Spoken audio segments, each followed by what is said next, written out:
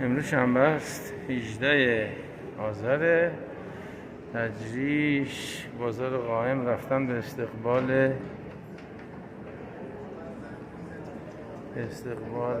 شب یلدا.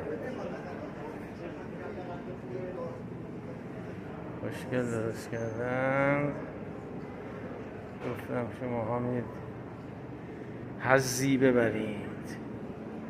اینم کرسی شب یلدا با باسلوق و خربوزه و خرمالو و تشک و پشتی و استکان چایی و کوزه آب و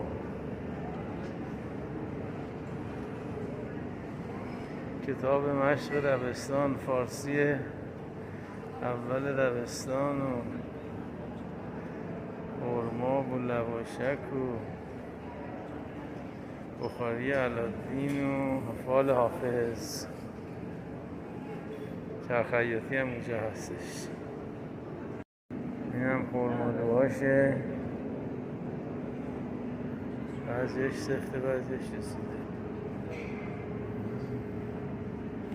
اینجا یک گالری، همه مشغول کارهای نقاشی هستن تو این گالری ها.